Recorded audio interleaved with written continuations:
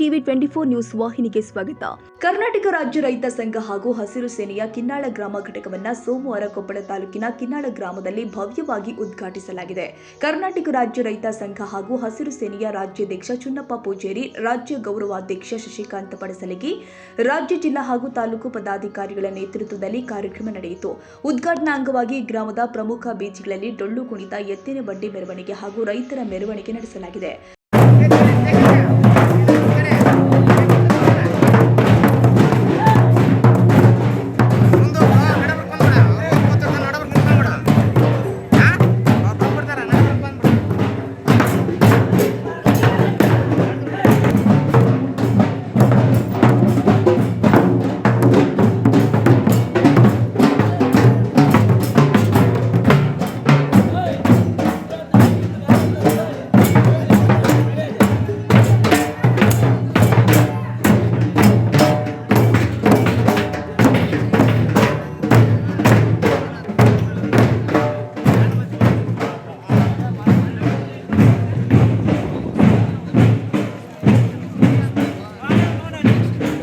ನಂತರ ಸಸಿಗೆ ನೀರುಣಿಸುವ ಮೂಲಕ ಪರಿಸರ ಸಂರಕ್ಷಣೆಯ ಸಂದೇಶ ಸಾರುತ್ತಾ ಕಿನ್ನಾಳ ಗ್ರಾಮ ರೈತ ಸಂಘದ ನೂತನ ಘಟಕವನ್ನು ಅಧಿಕೃತವಾಗಿ ಉದ್ಘಾಟಿಸಲಾಗಿದೆ.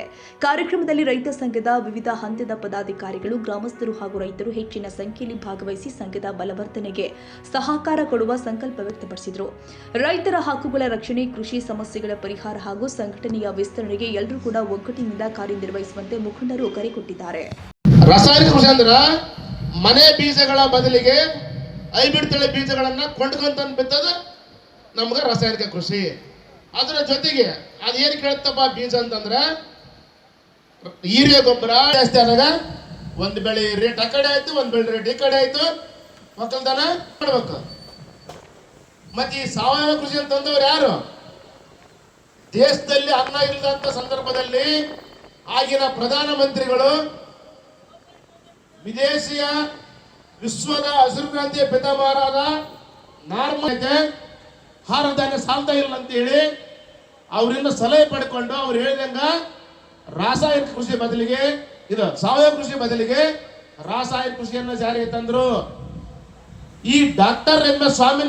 ಸ್ವಾಮಿನಾಥನ್ ಅವರ ಅಧ್ಯಕ್ಷರಾದ ಮೇಲೆ ನಾರ್ಮಲ್ ಬರೋಕರ್ ಅವರು ಹೇಳಿದಂತೆ ಇಲ್ಲೇನು ನೀರಾವರಿ ಜಾರಿಗೆ ಬಂತು, ವಿದ್ಯುತ್ ಜಾರಿಗೆ ಬಂತು, ಮತ್ತು ಸಾಲ ಸೌಲಭ್ಯಗಳು ಜಾರಿಗೆ ಬಂದವು, ಟ್ಯಾಕ್ಟರ್ಗಳಂತ ಯಂತ್ರೋಪಕರಣಗಳು ಜಾರಿಗೆ ಬಂದವು, ಹೈಬ್ರಿಡ್ ತಳಿ ಬೀಜಗಳು ಬಂದವು, ರಾಸಾಯನಿಕ ಗೊಬ್ಬರ ಬಂತು, ಇನ್ನಿತರ ಸೌಲಭ್ಯ ಬಂತು. ಆದ್ರೆ ಬೆಳೆದ ಮಾಲಿಗೆ ರೇಟ್ ಮಾತ್ರ ಸಿಗಲಿಲ್ಲ. ಯಾಕಂತ ಅನ್ಬೋದು ನೀವು? ರಾಸಾಯನಿಕ ಕೃಷಿ ಅಂದ್ರೆ ಮನೆ ಬೀಜಗಳ ಬದಲಿಗೆ ಹೈಬ್ರಿಡ್ ತಳಿ ಬೀಜಗಳನ್ನ ಕೊಂಡ್ಕೊಂತ ಬಿತ್ತದ ನಮ್ಗೆ ರಾಸಾಯನಿಕ ಕೃಷಿ. ಅದರ ಜೊತೆಗೆ ಅದೇನು ಕೇಳುತ್ತಪ್ಪ ಬೀಜ ಅಂತಂದ್ರೆ ಯೂರಿಯಾ ಗೊಬ್ಬರ ಜಾಸ್ತಿ ಆದಾಗ ಒಂದು ಬೆಳೆ ರೇಟ್ ಆ ಕಡೆ ಆಯ್ತು, ಒಂದು ಬೆಳೆ ರೇಟ್ ಈ ಕಡೆ ಆಯ್ತು, ಒಕ್ಕಲ್ತನ ಮಾಡ್ಬೇಕು. ಮತ್ತೆ ಈ ಸಾವಯವ ಕೃಷಿ ಅಂತಂದವ್ರು ಯಾರು? ದೇಶದಲ್ಲಿ ಅನ್ನ ಇಲ್ಲದಂತ ಸಂದರ್ಭದಲ್ಲಿ ಆಗಿನ ಪ್ರಧಾನ ಮಂತ್ರಿಗಳು ವಿದೇಶಿಯ ವಿಶ್ವದ ಹಸಿರು ಕ್ರಾಂತಿಯ ಪಿತಾಮಹರಾದ ನಾರ್ಮಲ್ ಆಹಾರ ಧಾನ್ಯ ಸಾಲ್ತಾ ಇಲ್ಲ ಅಂತ ಹೇಳಿ ಅವರಿಂದ ಸಲಹೆ ಪಡ್ಕೊಂಡು ಅವ್ರು ಹೇಳಿದಂಗ ರಾಸಾಯನಿಕ ಕೃಷಿ ಬದಲಿಗೆ ಇದು ಸಾವಯವ ಕೃಷಿ ಬದಲಿಗೆ ರಾಸಾಯನಿಕ ಕೃಷಿಯನ್ನು ಜಾರಿಗೆ ತಂದ್ರು. ಈ ಡಾಕ್ಟರ್ ಎಂ.ಎಸ್. ಸ್ವಾಮಿನಾಥನ್ ಅವರ ಅಧ್ಯಕ್ಷರಾದ ಮೇಲೆ ನಾರ್ಮಲ್ ಬರೋಕರ್ ಅವರು ಹೇಳಿದಂತೆ ಇಲ್ಲೇನು ನೀರಾವರಿ ಜಾರಿಗೆ ಬಂತು, ವಿದ್ಯುತ್ ಜಾರಿಗೆ ಬಂತು, ಮತ್ತು ಸಾಲ ಸೌಲಭ್ಯಗಳು ಜಾರಿಗೆ ಬಂದವು, ಟ್ಯಾಕ್ಟರ್ಗಳಂತ ಯಂತ್ರೋಪಕರಣಗಳು ಜಾರಿಗೆ ಬಂದವು, ಹೈಬ್ರಿಡ್ ತಳಿ ಬೀಜಗಳು ಬಂದವು, ರಾಸಾಯನಿಕ ಗೊಬ್ಬರ ಬಂತು, ಇನ್ನಿತರ ಸೌಲಭ್ಯ ಬಂತು. ಆದ್ರೆ ಬೆಳೆದ ಮಾಲಿಗೆ ರೇಟ್ ಮಾತ್ರ ಸಿಗಲಿಲ್ಲ. ಯಾಕಂತ ಅನ್ಬೋದು ನೀವು? ಹಸಿರು ಸೇನೆ ವತಿಯಿಂದ ಇವತ್ತೇನು ಕೊಪ್ಪಳ ಜಿಲ್ಲೆಯ ಕೊಪ್ಪಳ ತಾಲೂಕಿನ ಕಿನ್ನಾಳ ಗ್ರಾಮದ ರೈತ ಬಾಂಧವರು ಅದ್ದೂರಿಯಾಗಿ ಎತ್ತಿನ ಮೆರವಣಿಗೆ ಮೂಲಕ ನೀವೇನು ಬಹಳ ಚಂದದಿಂದ ಮೆರವಣಿಗೆ ಮಾಡಿದ್ದೀರಿ, ಅದಕ್ಕೂ ನಿಮಗೆ ಧನ್ಯವಾದಗಳನ್ನು ಅರ್ಪಿಸ್ತಾ ಇದ್ದೇವೆ.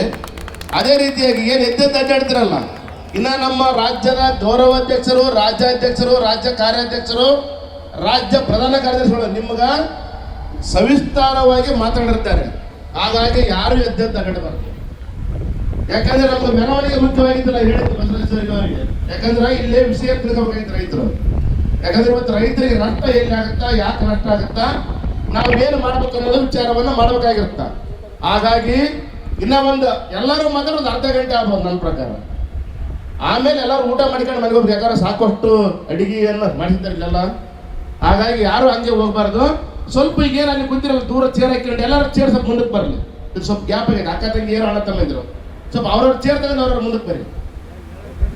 ಇಲ್ಲ ನಳ್ಳಲ್ರಿ ಬಿಸಿಲೈತೆ. ಅಲ್ಲಿ ರೈತ ಸಂಘದ ಮೂಲಕ ತುಂಬು ಹೃದಯದ ಧನ್ಯವಾದಗಳು.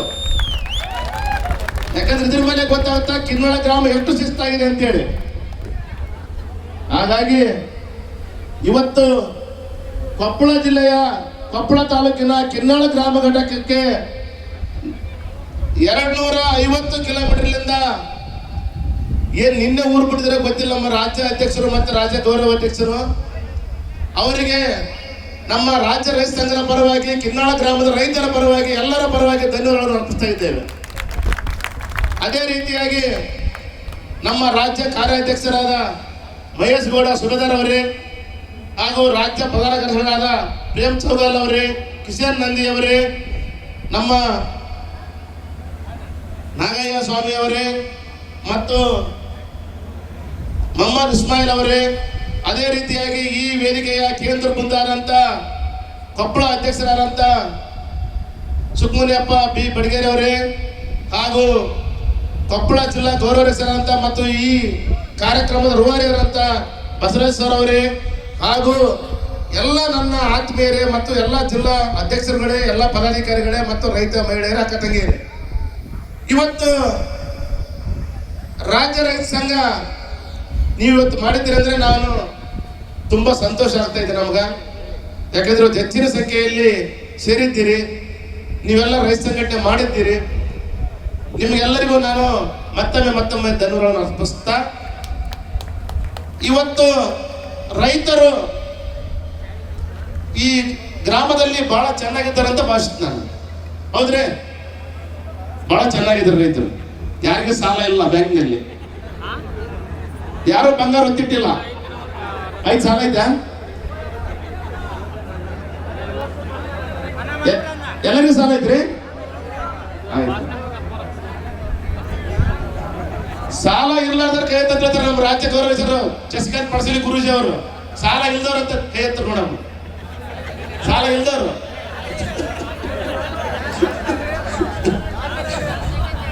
ಇವತ್ತು ಸ್ವತಂತ್ರ ಬಂದ ನಂತರ, ಸ್ವತಂತ್ರ ಬಂದ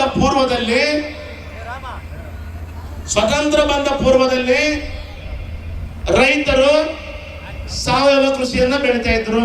ನಮ್ಮ ಹನುಮಂತಪ್ಪನವ್ರು ಬಾಲ್ಯಕಾರ ಅವ್ರು ಹೇಳಿದಾಗ ಹೆಂಗ ಬೆಳಿತಿರಪ್ಪ? ಮನೆಯಲ್ಲಿ ಎತ್ತು, ಆಕಳ, ಎಮ್ಮೆ ಕುರಿಗಳನ್ನ ಸಾಕಿಕೊಂಡು ಕಾಸಿ 8 ಮಕ್ಕಳು ನಡೀತಿದ್ರು ಅವರು. ಒಬ್ಬ ಮಗ ಕುರಿ ಕಾಯಕ್ ಹೋದ್ರೆ, ಒಬ್ಬ ಮಗ ದನ ಕಾಯಕ್ ಹೋಗ್ಬೇಕು, ಒಬ್ಬ ಮಗ ಒಕ್ಕಲ್ತನ ಮಾಡಕ್, ಒಬ್ಬ ಮಗ ಕೂಲೆಳೆಂದು ಹೋಗ್ಬೇಕು, ಒಬ್ಬ ಮಗ ಸಂತೆಗೆ ಹೋಗಿ ಏನಾರ ಮಾಲ್ ತರಬೇಕು ಮತ್ತೆ ಮನೆ ನೋಡ್ಕೋಬೇಕು ಅಂತೇಳಿ 8 ಮಕ್ಕಳು ಇದ್ರು ಕೂಡ ಬಹಳ ಚೆನ್ನಾಗಿ ಬಹಳ ಸುಸಜ್ಜಿತವಾಗಿದ್ರು. ಅವತ್ತಿಗೆ ಇವತ್ತು ಒಕ್ಕಲ್ತನ ವಿಭಿನ್ನ ಆಗೈತೆ. ಅವತ್ತೆಷ್ಟು ಬೆಳಿತೀವಿ? ಒಂದು ಕೂರಿಕೆ 10 ಚೀಲ ಬೆಳಿತಿದ್ವಿ, 20 ಚೀಲ ಬೆಳಿತೀವಿ. ಚಲೋ ಯಾರಿವಲ್ಲಪ್ಪ, ಹೊಟ್ಲ ಐತಪ್ಪ ನಮ್ದು, ಬಹಳ ಒಳ್ಳೆ ಫಲವತ್ತಾದ ಭೂಮಿ ಐತಪ್ಪ, ಒಂದು 20 ಚೀಲ ಬೆಳಿಬೋದಾಗಿತ್ತು ಒಂದು ಕೂರಿಕೆ. ಇವತ್ತೆಷ್ಟು ಬೆಳಿತೀವಿ? ಕೂರಿಕೆ ಭತ್ತ ಎಷ್ಟು ಬೆಳಿತೀವ್ರಿ? ನೆಲ್ಲೆಟ್ಟು ಬೆಳಿತೀವಿ. ಒಂದು ಕೂರಿ 4-5 ಗಂಟೆ ಬೆಳಿತೀವಿ ನೆಲ್ಲ, 200 ಚೀಲ. ಅವಾಗ ಸಾಲ ಇದ್ದಿಲ್ಲ, ಒಕ್ಕಲ್ತನಕ. ಇವತ್ತು ಸಾಲ ಆಗೈತೆ. ಯಾಕಾಗ್ತಿ ಅಂದ್ರೆ ಸಾಲ? ರಾಸಾಯನಿಕ ಕೃಷಿ ಬಂತು. ಈ ಮೊನ್ನೆ ನಾವು ಬೆಂಗಳೂರಿನಲ್ಲಿ ಹೋರಾಟ ಮಾಡಿದಾಗ ಮತ್ತು ಜಿಲ್ಲಾ ಕೇಂದ್ರಗಳಲ್ಲಿ ಹೋರಾಟ ಮಾಡಿದಾಗ ಜೆಡಿಎಗಳು ಮತ್ತು ಡೈರೆಕ್ಟ್ಗಳು ಹೇಳ್ತಿದ್ರು, ಇಲ್ರಿ ರೈತರು ಸಾವಯವ ಕೃಷಿಗೆ ಹೋಗ್ಬೇಕಲ್ರಿ ಅಂತೇಳಿ. ಮತ್ತೆ ಮೊದಲು ಮಾಡ್ತಿದ್ದೇನು ನಾವು? ಸಾವಯವ ಕೃಷಿ ಯಾಕೆ ಕೃಷಿ ಅಲ್ಲ? ಇದನ್ನ ಕೇಳಿದ್ರೆ ಆನ್ಸರ್ ಇಲ್ಲ ಅವ್ರ ತಕ್ಕ. ರಾಸಾಯನಿಕ ಕೃಷಿ ತಂದ್ರೆ ಯಾರು? ರಾಸಾಯನಿಕ ಕೃಷಿ ಅಂದ್ರೆ ಏನು? ರಾಸಾಯನಿಕ ಕೃಷಿ ಅಂದ್ರ ಮನೆ ಬೀಜಗಳ ಬದಲಿಗೆ ಹೈಬ್ರಿಡ್ ತಳಿ ಬೀಜಗಳನ್ನ ಕೊಂಡ್ಕೊಂತ ಬಿತ್ತದ ನಮ್ಗೆ ರಾಸಾಯನಿಕ ಕೃಷಿ. ಅದರ ಜೊತೆಗೆ ಅದೇನು ಕೇಳ್ತಪ್ಪ ಬೀಜ ಅಂತಂದ್ರ ಯೂರಿಯಾ ಗೊಬ್ಬರ, DAP ಗೊಬ್ಬರ, ಕಾಂಪ್ಲೆಕ್ಸ್ ಗೊಬ್ಬರಗಳನ್ನ, ಗುಳಿಗೆ, ಎಣ್ಣೆ ಅಂತೆಲ್ಲ ಕೇಳ್ತಾ ಇದೆ. ಅದು ಇದೆಲ್ಲ ಹಾಕಿ ಬೆಳೆದ ಮೇಲೆ ನಮ್ಗೆ ಏನಾಯ್ತು? ಖರ್ಚು ಜಾಸ್ತಿ ಆಯ್ತು. ಖರ್ಚು ಜಾಸ್ತಿ ಆದಾಗ ಒಂದು ಬೆಳೆ ರೇಟ್ ಆ ಕಡೆ ಆಯ್ತು, ಒಂದು ಬೆಳೆ ರೇಟ್ ಈ ಕಡೆ ಆಯ್ತು, ಒಕ್ಕಲ್ತನ ದಿವಾಳಿ ಆಗೈತೆ. ಹೌದನ್ರಿ? ಮತ್ತೆ ಒಕ್ಕಲ್ತನ ಒಗ್ಗಟ್ಟಾಗ್ಬೇಕಾರೆ ಏನ್ ಮಾಡ್ಬೇಕು? ಮತ್ತೆ ಈ ಸಾವಯವ ಕೃಷಿ ಅಂತಂದವ್ರು ಯಾರು? ದೇಶದಲ್ಲಿ ಅನ್ನ ಇಲ್ಲದಂತ ಸಂದರ್ಭದಲ್ಲಿ ಆಗಿನ ಪ್ರಧಾನಮಂತ್ರಿಗಳು ವಿದೇಶಿಯ ವಿಶ್ವದ ಹಸಿರು ಕ್ರಾಂತಿಯ ಪಿತಾಮಹರಾದ ನಾರ್ಮನ್ ಬೋರ್ಲುಗ್ಗರ್ ಅವರನ್ನ ನಮ್ಮ ದೇಶಕ್ಕೆ ಬರಮಾಡಿಕೊಂಡು ಅವರಿಂದ ಸಲಹೆಯನ್ನು ಪಡೆದುಕೊಂಡು ಏನು ಮಾಡಮ್ರಿ, ನಾವು ವಿದೇಶಕ್ಕೆ ಹೋಗಿ ಅಂಗಲಾಚಿ ಭಿಕ್ಷೆ ಬೀಳೋದಾಗೈತೆ, ಆಹಾರ ಧಾನ್ಯ ಸಾಲ್ತಾ ಇಲ್ಲ ಅಂತ ಹೇಳಿ ಅವರಿಂದ ಸಲಹೆ ಪಡ್ಕೊಂಡು ಅವ್ರು ಹೇಳಿದಂಗ ರಾಸಾಯನಿಕ ಕೃಷಿ ಬದಲಿಗೆ ಇದು ಸಾವಯವ ಕೃಷಿ ಬದಲಿಗೆ ರಾಸಾಯನಿಕ ಕೃಷಿಯನ್ನ ಜಾರಿಗೆ ತಂದ್ರು. ಈ ಡಾಕ್ಟರ್ ಎಂ ಎಸ್ ಸ್ವಾಮಿನಾಥನ್ ಅವರನ್ನ ಹಸಿರು ಕ್ರಾಂತಿ ಅಧ್ಯಕ್ಷರನ್ನಾಗಿ ನಮ್ಮ ದೇಶದಲ್ಲಿ ಆಯ್ಕೆ ಮಾಡಿದ್ರು.